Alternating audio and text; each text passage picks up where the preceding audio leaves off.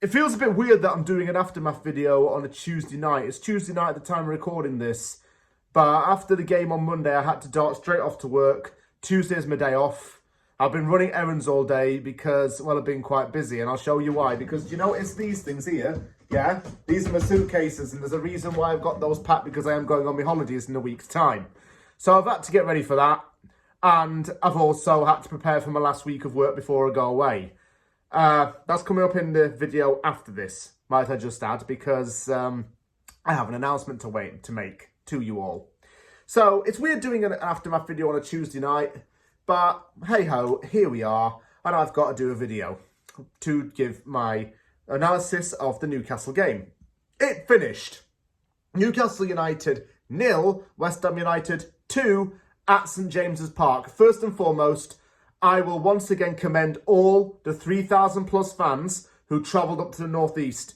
It's a big ask for a Monday night. You probably had to book work off for it and be away from your families in the time that it took you to travel up to Newcastle, but you did a good job cheering on the lads for the full 90 minutes. Marlon Harewood and Carlton Cole were also amongst the fans, which was really nice to see. Marlon Harewood obviously played in the northeast for a little bit as well, so it's nice to see them there too, giving their support. And you got your money's worth because West Ham came away surprise 2-0 victors. It's surprising because I predicted us to lose 3-0 and get battered in the prediction. And I was proven wrong. Like to be proven wrong in this case. That was our most complete, organised, dominant, focused and competent performance of the season thus far. I am not over-exaggerating with all those adjectives. We were fantastic from start to finish. The players showed an excellent attitude. And the manager showed that he was able to put the players in the right positions and get them to play in roles that may have gone out of their comfort zones, yet it was beneficial for them individually. I'll start off with the team lineups and I'll get into all the tactical analysis and the action. Fabianski started in goal yet again. Aaron Wan-Bissaka and Emerson as the fullbacks, JCT and Max Kilman as the centre-backs, Carlos Soler, Thomas Souček and Lucas Paquetá as the midfielders, Crescio Somerville and Jarrod Bowen on the wings, and Antonio up top. It looked like Paquetá was playing in a deeper central midfield role, almost like a defensive midfielder. But playing in that defensive midfielder slightly deeper role, it wasn't actually defensive mid, but deeper, and more was the emphasis, anyway, allowed him to make better passes and to not attack from high up. He had a 7 out of 7 tackle win rate, and he completed over 80% of his passes on the night. He played excellently in that role. Carlos Soler played fantastically in that role as well, playing as a centre mid with a ball carrying ability. He was left so much space, and you know what? He ran into it and made enough time and effort to cover ground.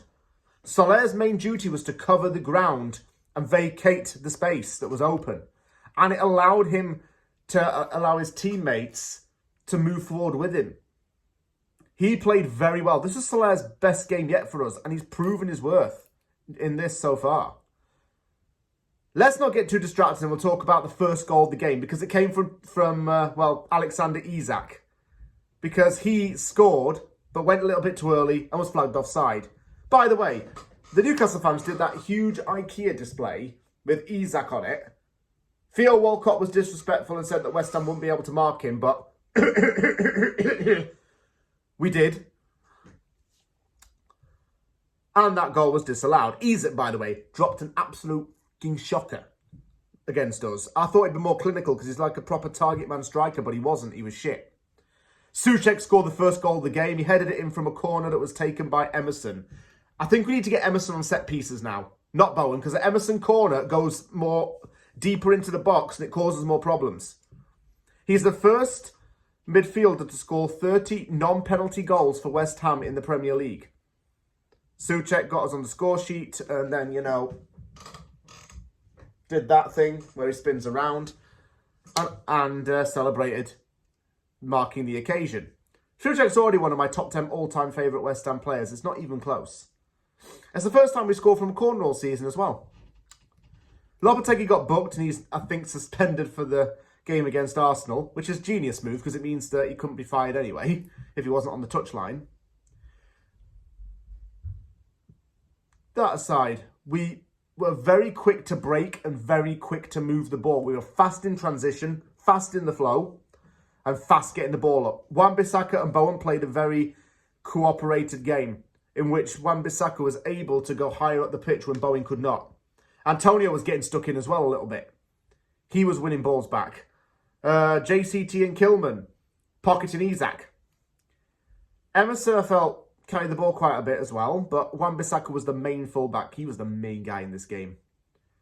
Soler was good at playing balls through as well. We just looked so good with passing and so good at getting the ball back. And we deserved to lead at half-time. I thought that Newcastle would bring on Wilson at the break, but they didn't. I thought he'd come and score a goal against us, but he didn't do that. 2-0, well and truly got West Ham's foot in the door in this game. It was such a good move. We got the ball back in the middle, then moved it again.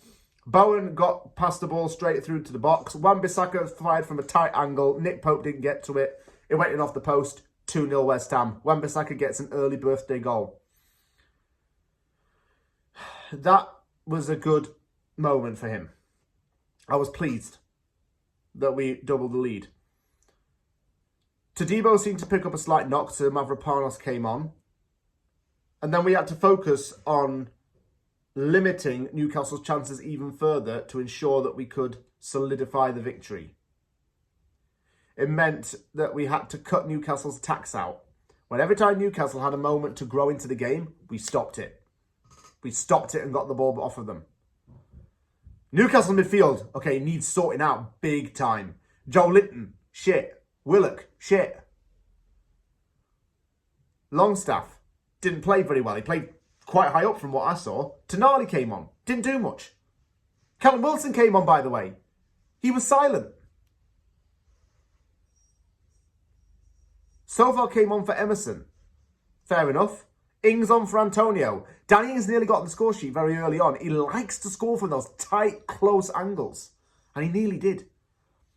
Guido Rodriguez came on for Carlos Soler. Rodriguez, I think, is just too deep now. Soler's taken his place in the team, or so I hope. And Irving came on for Somerville. Irving, again, by the way, had a 100% pass completion rate and did really well. I was just begging Andy Irving was scoring this, but he didn't. Second half was just pretty much like the first. Newcastle looked awful.